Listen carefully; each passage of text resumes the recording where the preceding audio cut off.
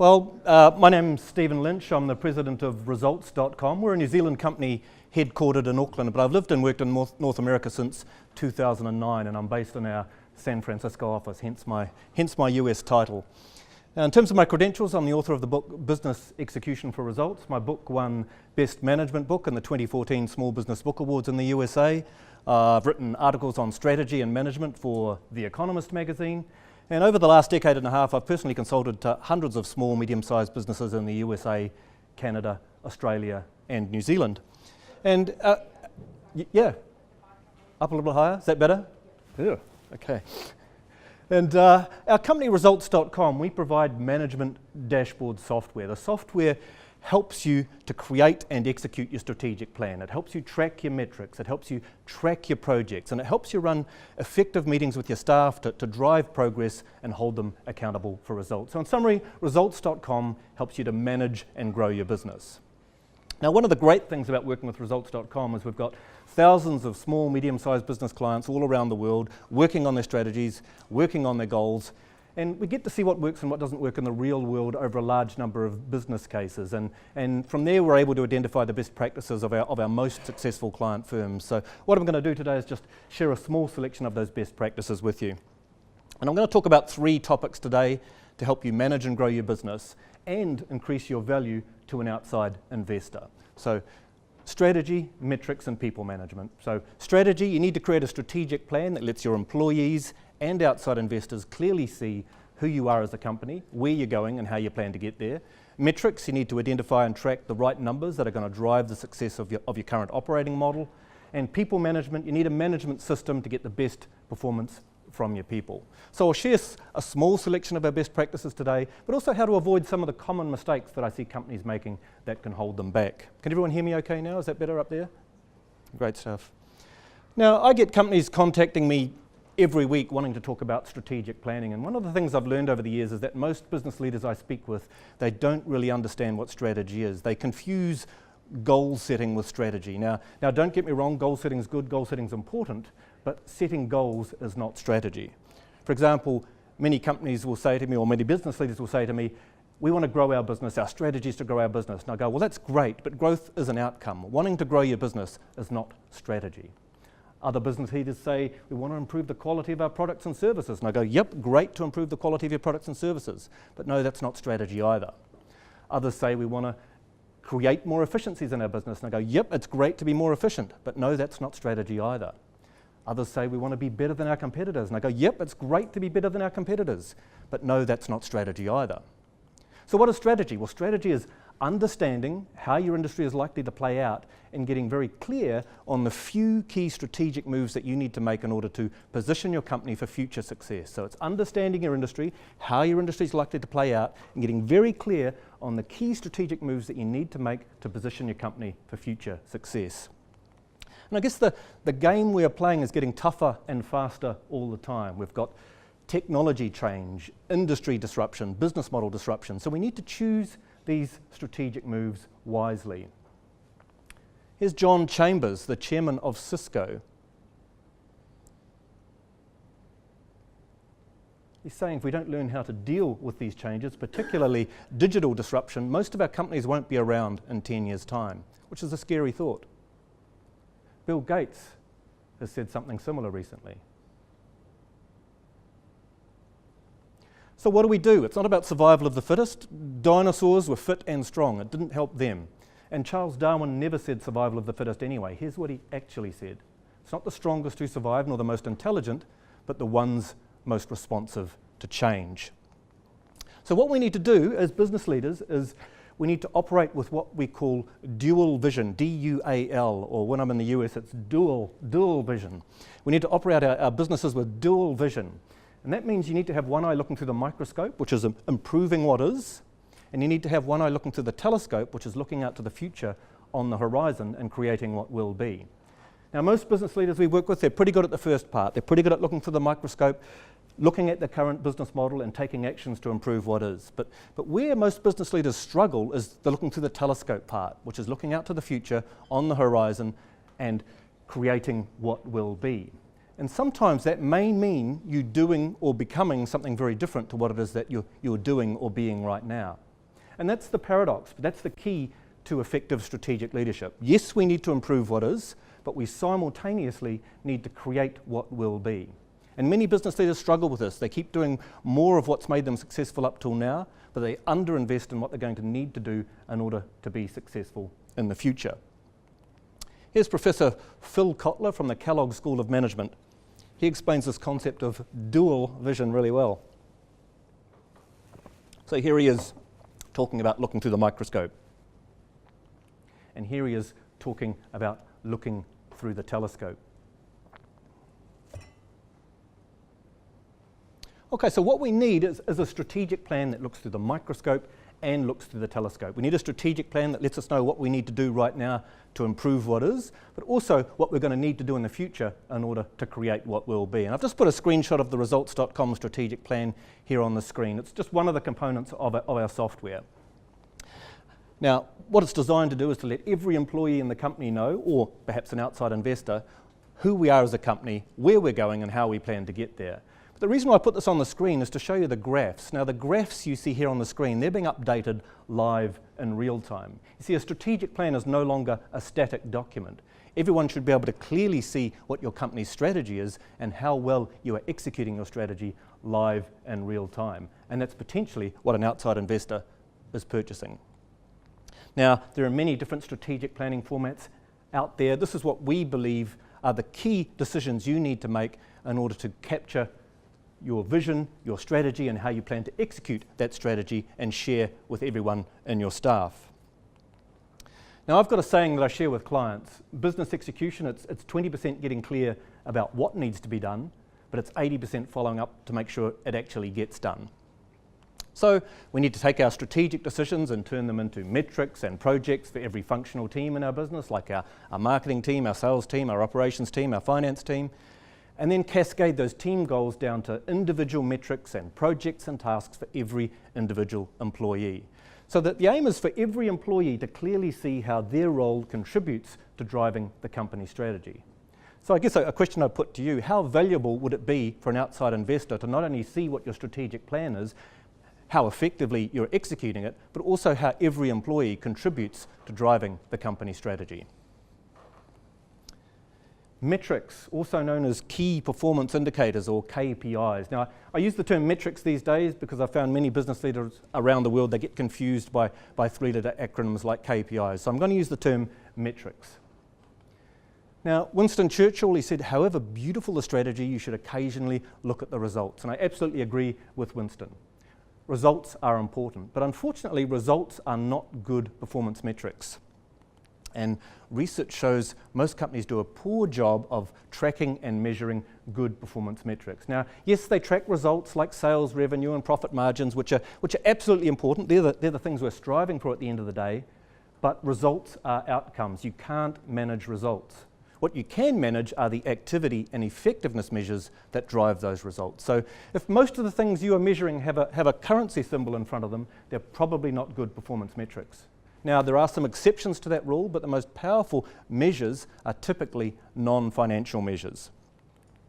And unfortunately, I found there's a lot of unhelpful information out there around what you could or should be measuring, which can be confusing for business leaders. So in simple terms, metrics are for driving business as usual. Metrics are for driving the success of your current operating model. So current operating model, that's the things you do every day to create leads, make sales, provide your products and services, keep your customers happy, grow cash, make profits. That's business as usual. It's where 90% of your people spend 90% of the time. So your metrics are for driving business as usual, driving the success of your current operating model. And so here's a four-step process we take our clients through to help them identify good performance metrics for their organisation. First of all, what are the key functional areas of your business? And by that I mean your marketing team, sales team, operations team, customer service team, finance team, etc. Okay, what result or outcome are we looking for in each area? Yep, results are important. That's what we are striving for. That's what we're measured on at the end of the day. Okay, what actions or activities drive these outcomes? And what effectiveness measures let us know how well these activities are being performed? Results are important, but you can't manage results. What you can manage are the activity and effectiveness measures that drive those results. That's where the most powerful performance metrics are to be found. Now, I'll assume for the sake of today that you've identified good performance metrics for every functional area in your business. You've identified the top 3 or 4 metrics that track and drive your marketing function. You've identified the top 3 or 4 metrics that track and drive your sales function. You've identified the top 3 or 4 metrics that track and drive your operations function. The top 3 or 4 metrics that track and drive your customer service function. The top 3 or 4 metrics that track and drive your finance function, and whatever key functional areas you might have in your business. Okay, let's assume we've done that. Now we need to make performance visible, and we need to make that performance visible to everyone. And yes, I mean everyone, every employee, because radical transparency, it's one of the keys to modern management. Now, radical transparency, it was a term coined by the Harvard Business School, and they found that when you make performance visible using a software dashboard, it improves performance. And radical transparency, the way Harvard described it, it's where every employee can see which parts of the business are working well and which parts are not working well. They can see which teams are performing well and which teams are not performing well. They can see which people are performing well and who's struggling right now and who needs help and support. That's radical transparency. It drives improved performance. Now, radical transparency, it's a new term, but it's not a new concept. And I wrote about this in my book. The US Navy's known about this for decades. One of the most difficult and demanding jobs for a Navy pilot is landing on an aircraft carrier. So here's what the Navy does to improve the performance of their pilots. Every time, every landing is graded for safety and technique. And when the pilots get below deck, they see how their landings scored on what the Navy calls a greenie board. Now, everyone can see this greenie board, so the scores are visible to everyone. And so a green landing, yep, good, safe landing. Yellow landing, you can do better. Was a red landing, no, that's an unsafe landing. We need to sort this out. We're going to coach you and support you on your technique. And any Navy pilot will tell you no one wants to have red marks next to their name, and no one wants to have the lowest score in the squadron either. So what the Navy has figured out is that when you know what the score is, when you know that your score is visible to everyone else, and when you know that there are consequences for poor performance, you're going to try harder, even without your manager, in this case your commanding officer, having to say anything. Now, in the past we used to use spreadsheets to track performance metrics. And many companies still do use spreadsheets to track their metrics. And this is a snippet from a spreadsheet I was using with a client many, many years ago, one of the suppliers to Apple, to help track their metrics before we started developing software. And here's the thing, spreadsheets aren't ideal for a number of reasons. First of all, not everyone in a company is using spreadsheets, and even if they do, they're probably not looking at them every day. And spreadsheets don't let every employee in every role clearly see how their role contributes to the bigger picture. So now we use software dashboards, software tools like Results.com to bring radical transparency to our organisations so that everyone can see which teams are performing well, which teams are not performing well, and which employees are performing well, and who's struggling and who needs help and support right now. Now, I know what you're thinking. These tools, it's not about using them as a stick to beat people with. That's certainly not the intention at all. It's about shining a spotlight on performance. So you, as a business leader, you can clearly see where you need to focus your time. You can see who needs your praise and acknowledgement, but also who needs your coaching and support. However, just like a car dashboard, whenever you see a score that is coloured red, it means you need to sort it out right away. Red means we've got to sort this out right away.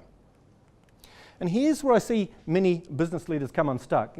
My experience looking at thousands of teams, setting goals, working on their goals, in my experience, most managers set the performance targets for their metrics too high. They think it's going to motivate their people, but in practice, we've found it tends to have the opposite effect.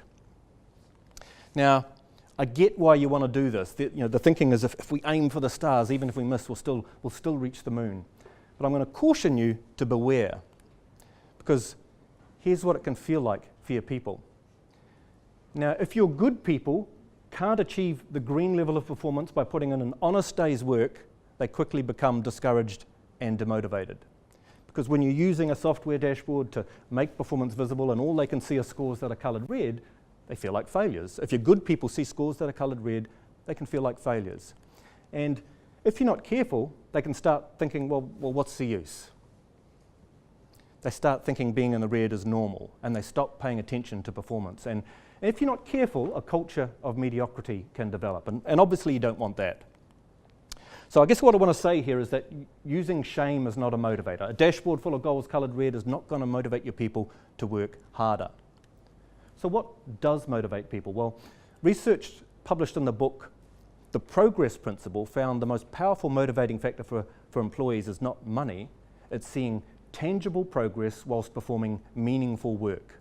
So if you can let your good people experience small wins each and every week, that's what drives motivation, engagement, and productivity. Small wins each and every week. It's called the progress principle.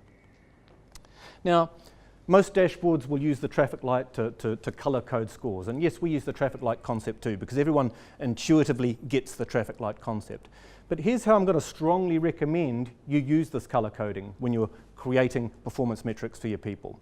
So let's start with the red scores. A red score, as we saw with the Navy pilots, that's an unacceptable level of performance. A red score means we need to sort this out right away. Just like a car dashboard, if something pops up red in the dashboard, we've got to sort it out right away. So a red score means, as a manager, we need to discuss this. You need to discuss this with the employee. A yellow score, that's anything in between the red and green scores. We can keep the lights on, we can keep our jobs, but we're not happy yet. We're going to keep a close eye on things.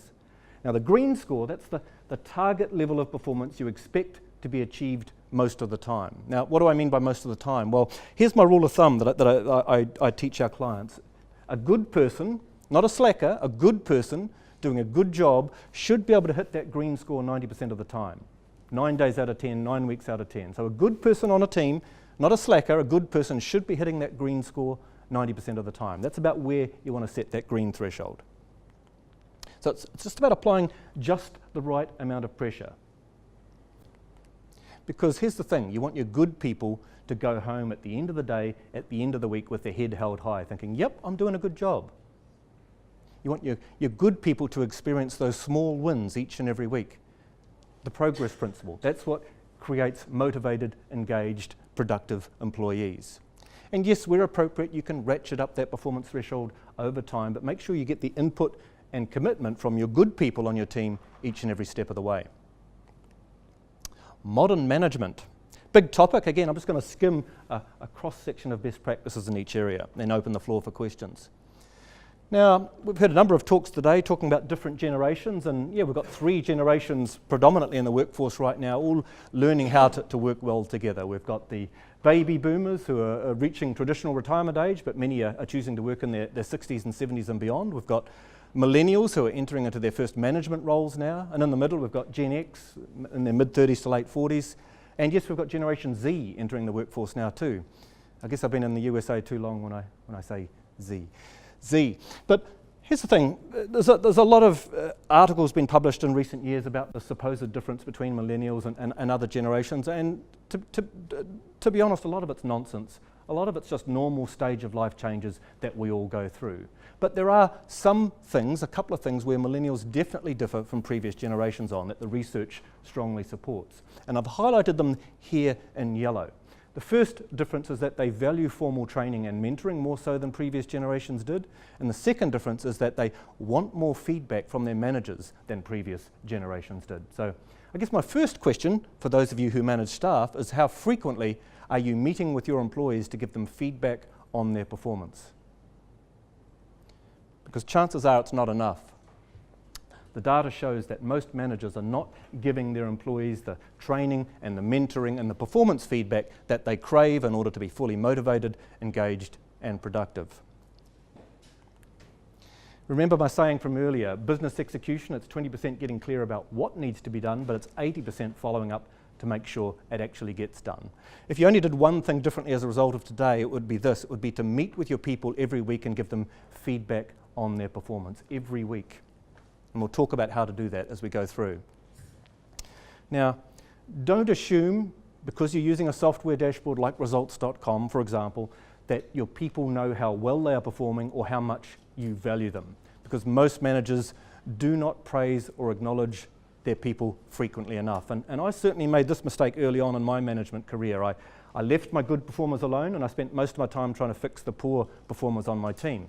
And the result of that is that my good performers didn't get much of my attention, and they didn't feel appreciated by me. Now, of course, I appreciated them, but I just wasn't meeting with them frequently enough and letting them know frequently enough that I really valued them. And it was only after a number of people left to pursue careers elsewhere that I learned through exit interviews that, the error of my ways. And the Gallup organisation, they've identified the right frequency with which to give feedback to your employees and the frequency with which people want praise and acknowledgement, and it's every 7 days.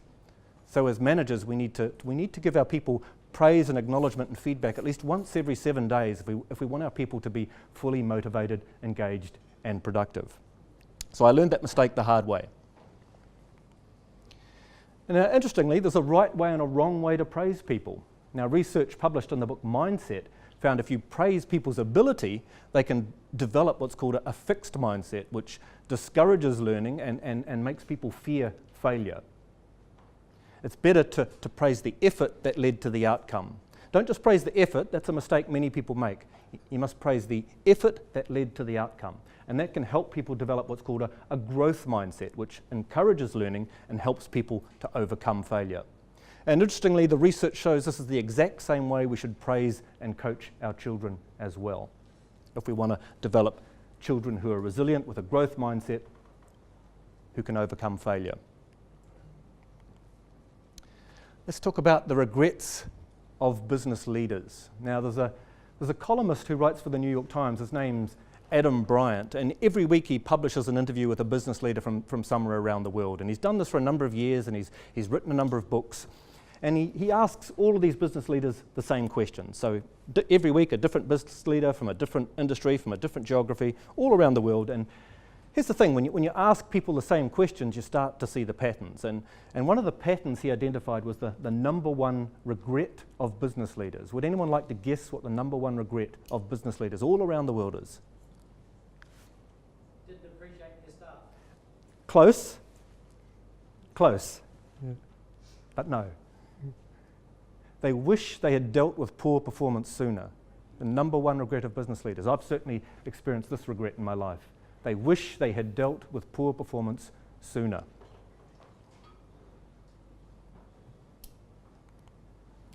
As usual, the father of modern management, Peter Drucker, said it well. Leaders owe it to the organisation and their fellow workers not to tolerate non-performing people in important jobs. Now, I personally can't think of any job that's not important. So what do? Well, we encourage our client managers to weed the garden every week. You've got to get out there and weed the garden every week. What do I mean by that? Well, anytime a metric is in the red or a project or a task is overdue, it's like letting a weed grow in your garden.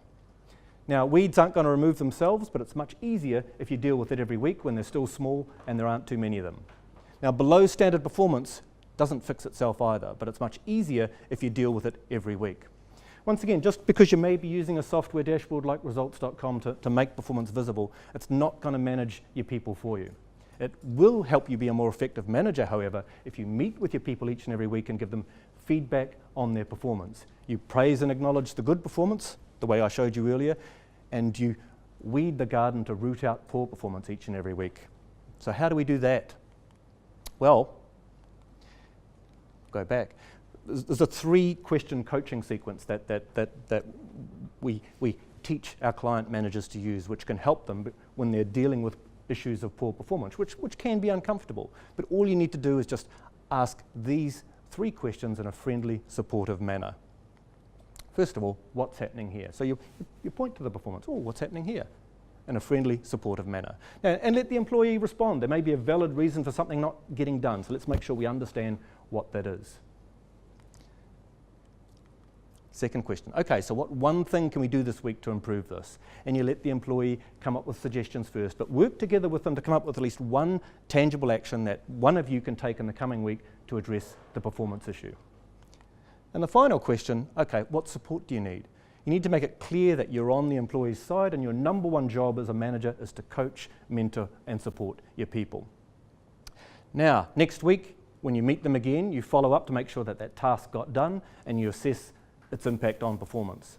And it's important for both parties to know that the same 3-question coaching sequence needs to occur each and every time, each and every week, whenever any performance issue is identified, like a metric in the red or a project or task that's overdue. I think of being a manager as it's like being the manager or of a coach of a sports team. You only win when you're a manager when your team wins. And your job as a manager is to recruit and train and mentor and support and coach a team of winning players. Now, if you've got someone on your team who's not meeting the required standard, it's your job to coach them, to get them up to that required standard. Or perhaps you need to move them to another position on the field where they can meet the required standard. Or you owe it to the organisation and the rest of the team to remove them from the field. Looking at thousands of teams, thousands of managers, I've noticed one habit that the most successful managers all routinely practice. They schedule a regular weekly one-on-one meeting with each of their direct reports. And they use that regular one-on-one meeting with each of their direct reports to provide that feedback on performance. Don't tell me you're too busy. As a manager, remember your number one job, someone's shaking their head, your number one job is to coach and support your people. And it's a weekly one-on-one meeting with each of your direct reports. It is the most powerful thing you can do as a manager.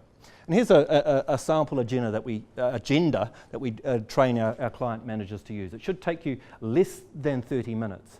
But I guarantee if you can put in place the discipline of meeting one-on-one with each of your direct reports and following this process, you will become a better manager. I'm just going to summarise with something a little bit tangential here. I get many business leaders asking me about individual incentive payments for people hitting their individual metrics targets.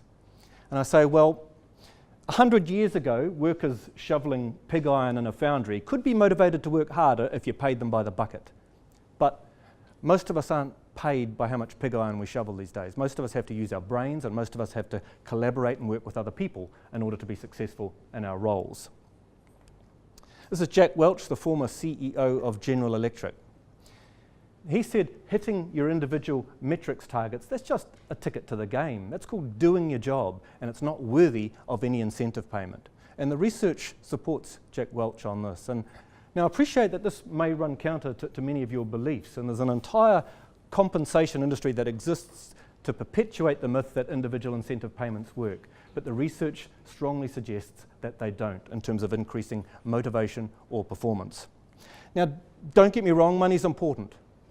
But money is what we call a hygiene factor. Now, a hygiene factor can satisfy you, but it won't motivate you.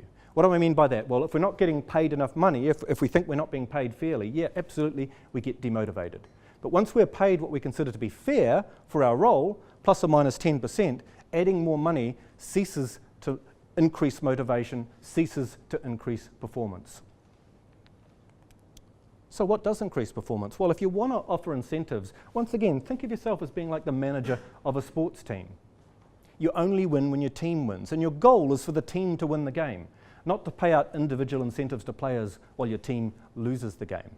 So if you're going to offer incentives, make them team-based rewards. For example, you might create a bonus pool if you achieve a certain profitability target or liquidity target or customer retention target. If you're going to use incentive schemes, create team-based rewards that encourage everyone in your organisation to work collaboratively toward a common goal. What I've done on this slide is just summarise, I guess, a selection of our modern management best practices.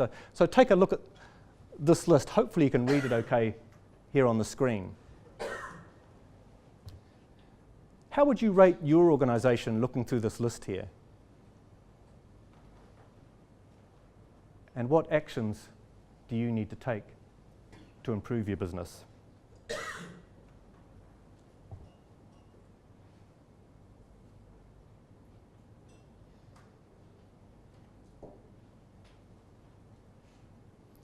What I will say is that if you could answer a resounding yes to each of these items coloured green above the horizontal line here, you will be able to more effectively manage and grow your business, and you will increase the value of your business to outside investors. Now, if you want to learn more about our methodology, you can read more about it in my book, Business Execution for Results. If you want to learn more about the results.com software, my colleagues Andy, David, Mark and myself, we're happy to chat with you after this. And we do have a special offer saving you a significant amount of money just for attendees of this conference. So we welcome you to have a chat with us if you want to learn more about how a software dashboard like results.com can help you manage and grow your business and increase your value to an outside investor. Now, I'm happy to take questions from people, but before